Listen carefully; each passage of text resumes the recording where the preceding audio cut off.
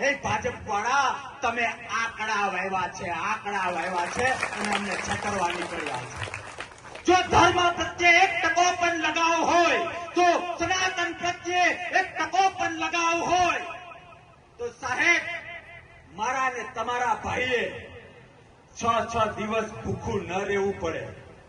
વાત રામાપીરની હોય કે વાત કોઈ પણ સનાતન ધર્મના સ્થળની હોય અને આટલા હજારો લોકોની લાગણી હોય, તો લોકલ અથવા તો પ્રદેશમાંથી અથવા તો સેન્ટરમાંથી કોઈ નેતાએ આવીને તમને હૈયા ધારણા આપવી જોઈએ કે કોઈ ચિંતા ના કરો, બોલો શું ઈચ્છો છો, હા કે ના?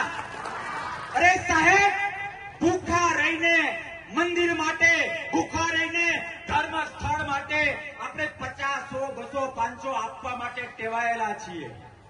મારે પૂછવું છે મુકેશભાઈને, મારે પૂછવું છે ધીરુભાઈના એ આત્માને, જો આમાં ક્યાંય આપણી વાત સાંભળતા હોય તો, કે તમે કરોડોનું દાન કરો છો, તમે અબજોનું દાન કરો છો, આજે તમે વર્લ્ડમાં નોંધની છો, પણ અમારા રામાપીરને જો નારાજ કર્યા ને તો ખાવા ખીચડી નહીં વધે, ખાવા ખીચડી નહીં વધે। અને તમે અને મેં જોયા છે કે જ્યારે સમય કરવત બદલે છે, ત્યારે કેટલાય કરોડપતિઓ છે કે આજે એને કોઈ દાંતેડી લઈને 300 બોલાવતા નથી, એવા લોકો મેં જોયા છે, એવા મેં જોયા છે। અને જે ધર્મના નામે અને સનાતનને લઈને ચાલતા હોય એવા રોજના 200 રૂપિયા દાડીઓ કરનારા આજે કરોડોમાં રમે, જેની નીતિ સાચી છે, એવા મેં અને તમે જોયા છે, હા કે ના?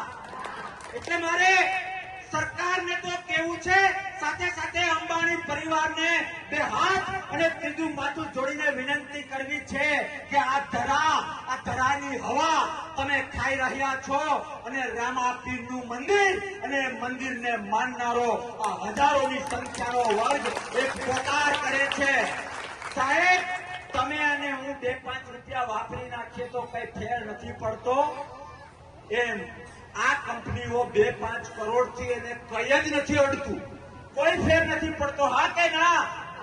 પણ મારે એ બીજેપીને કહેવું છે કે કેટલા હજાર કરોડ રિલાયન્સમાંથી ફાળો આવે છે, અરે એનો 1% નહીં, 2-5 કરોડ આ મંદિરમાં વાપરશો તો અમે તો અતિથિ દેવો ભવ।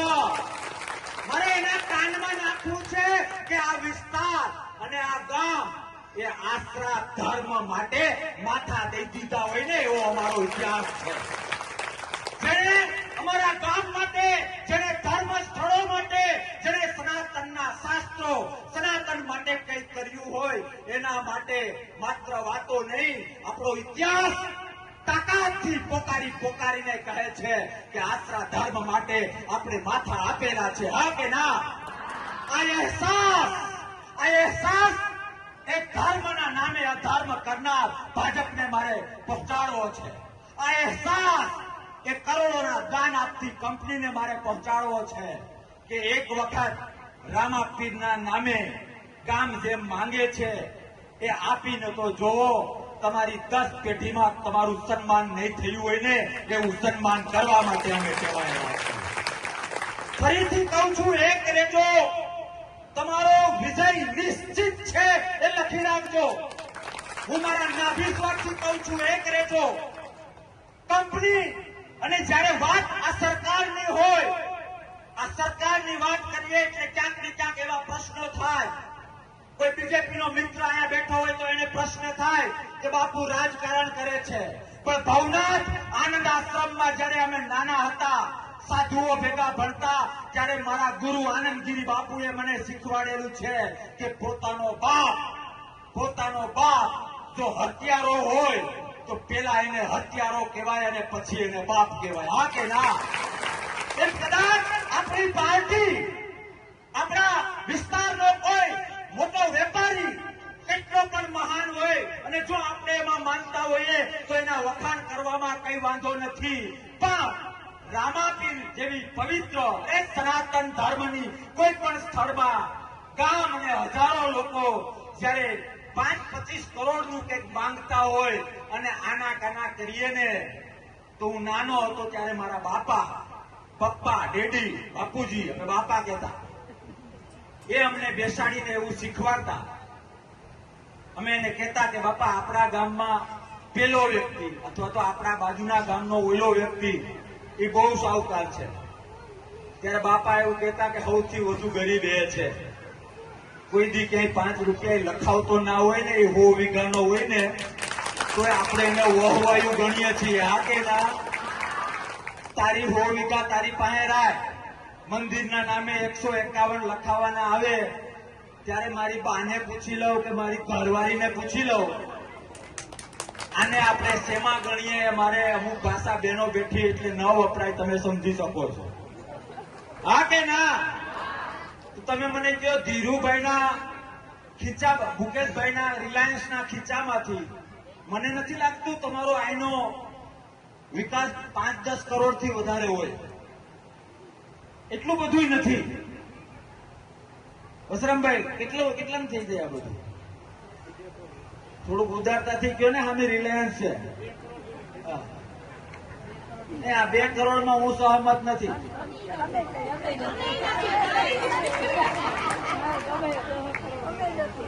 કોની પાસે માંગો છો એ તો જો.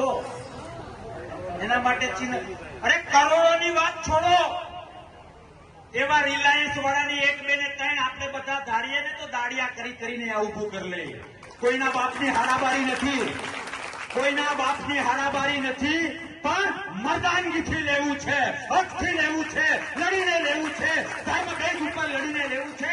આપણો ભાઈ જે ભૂખ હડતાલ ઉપર ઉતર્યો છે ને, એની એક કલાકની જે વેદના અને સંવેદના છે ને, એનો અહેસાસ ગાંધીનગર પહોંચાડવો છે, દિલ્હી પહોંચાડવો છે અને રિલાયન્સના માલિકના નાભી સુધી પહોંચાડવો છે. એના માટેની આ મહેનત છે. મારે તમને કહેવું છે જો આ સરકાર ધારે તો વિધિન અ ફ્યુ મિનિટ, 5 થી 10 મિનિટમાં ફોન આવી જાય કે તમારે શું ઘટે છે. ખરેખર મારી પાસે એટલો સમય નથી ને, તો જેટલા બેઠા છો ને બધાને મારે દંડવત કરવા છે. દંડવત. બહુ વર્ષ પછી ભાવેશભાઈ, બહુ વર્ષ પછી મને આવા પ્રેક્ષકો, આવા સાંભળનારા મળ્યા છે કે જા બાવા અમારે કઈ નથી જોતું, જોઈએ છે એ તો રામા પીર માટે જોઈએ છે. માંગણીઓ તો ઘણી જ હોય છે. અનામતની માંગણી, વીમાની માંગણી, જે ખેતરમાં થાંભલા નીકળે છે એની માંગણી અમે લડત લડીએ છીએ. એમાં અમે તાકાતથી પૈનમાં અમને આવે છે. પણ આજે મને સમર્પણ લાગે છે કે ખરેખર તમને બધાને ધન્યવાદ છે કે એક રામાપીરની જગ્યા માટે એ ભેંસ ધોવા હે તો ધોવા હે, ગાય ધોવા હે તો ધોવા હે, નિંદામણ